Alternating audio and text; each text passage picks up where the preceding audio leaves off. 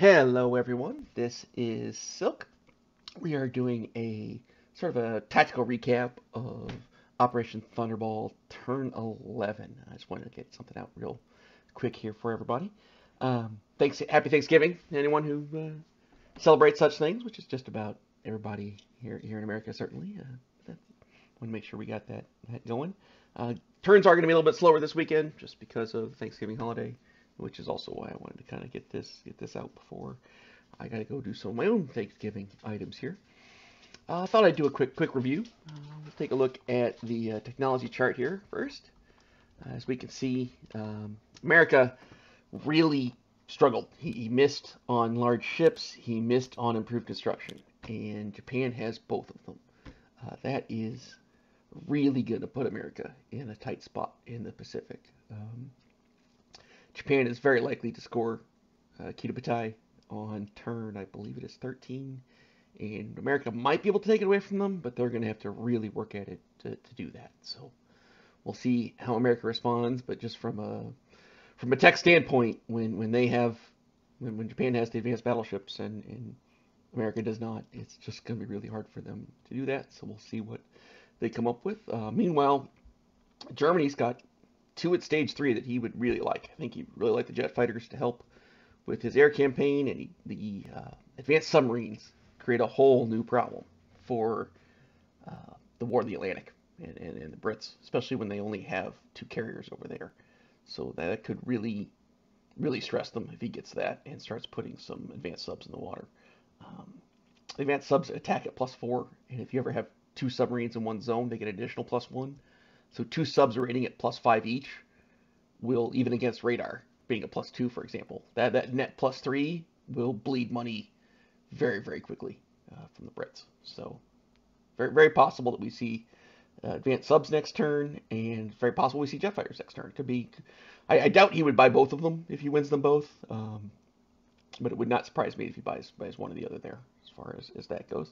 The poor Soviets are still just lagging along. Actually, his rockets are too. We found that out. I had penalized him incorrectly. They are doing okay here, trying to get the rockets to stage 3 so they can get their tech point. But artillery only being at 1, no mech infantry. Factories are still 2 more stages away before he's going to get this T-34s. Yeah, this is not a place where the Soviets want to be. Brits, meanwhile, are pretty happy with themselves, with both radar and improved construction. That's kind of a core piece there. A little surprised he's going for LRA instead of advanced artillery, but we'll see what Hambo's got for it. But factories to me is a pretty common one, especially in the for the FEC and Anzac. But the FEC being gone kind of makes factories not as efficient. Although I guess he still has the one in South America or South Africa. But yeah, this I'm not quite as certain I would do with the FEC being underwater.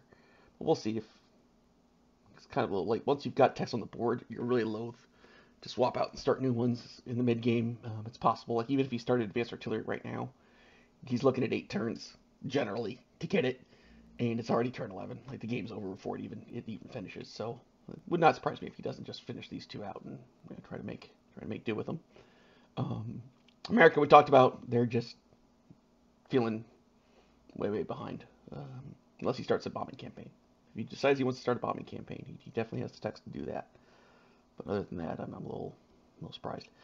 I think that's everybody. Oh, and then Japan. Japan is ecstatic with this tech board. These are the 3 core technologies I wanted.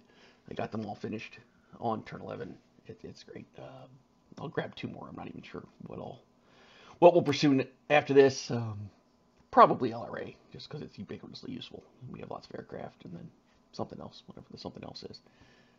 But factories is about the only thing left that we really need to hope for, just to make some of our logistics a little easier to work with.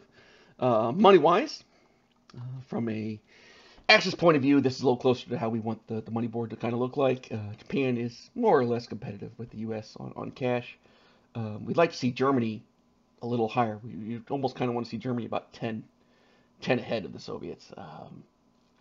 But the Germans are probably going to try to snag some territory this turn, so reasonable to think that's going to be coming. FEC's down to 1.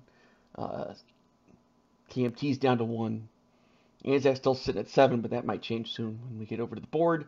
Italy's just kind of humming around at 10 with those battleships. England's rolling right along at 30. That's a great, great spot for the British to be.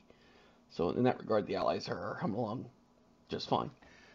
As we look over at the board, I'm just going to start with Japan real quick, since I am Japan. Seems the one I can have the easiest time talking about. Overall, the Dutch East Indies all fell. Was able to apply enough overwhelming force that really all of the fights were almost cakewalks kind of thing going through. You got some troops. Where they're going to go next, I'm not entirely sure. These islands are kind of a nice target to kind of grab some money. I don't know if I want to mess with Anzac down here. He's in a pretty good spot there, so I'm not really sure I'm going to mess with Anzac or not. The Americans have all their ships are coming. They've got a nice big fleet forming here. That's going to be a major problem for me to deal with, so I have to kind of account for that too. But for Japan's sake, we've got 3 battleships and a heavy battleship in the works. So over the next couple of turns, we're going to broaden out quite a bit. So there is that to work with too. As for on the mainland, the KMT did do a nice strike into this territory here. That battle more or less was a draw. About a 1-to-1 loss ratio, which normally as Japan, I'm pretty happy to take that against the KMT. Their income is at this point only $1.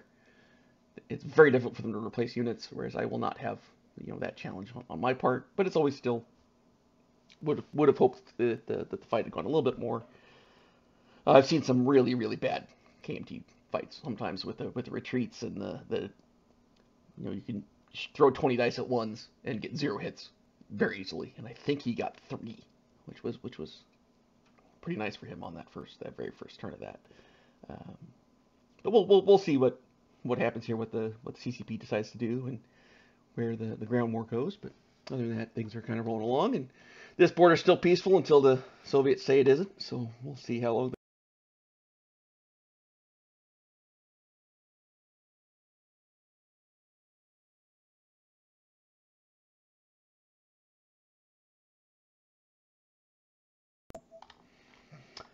Really nothing's going on in Africa of any real major importance. The French are here now, so that might get the Italians' attention. The Brits are kind of ready to mess with the Italians if they do anything, which is going to kind of freeze them in place, and they're plenty secure here in Africa. So I don't expect there's going to be a whole lot here, although I am curious to see the Soviets, especially if they move these guys out. If these guys come back here to fight the Germans.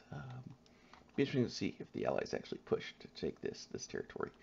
Bear in mind, this Iran is worth an additional $2 to the Brits if they get it. So I can kind of see that as a possibility over the next couple turns. It'll be interesting something to kind of look out for. The British fleet's here. It's definitely just pinning in the Italians. The Italians, similar to the Japanese, have got 3 battleships on the way. So I certainly wouldn't expect the Italians to do anything this turn. They're going to want to get those battleships on the board, but maybe a turn or 2 after that.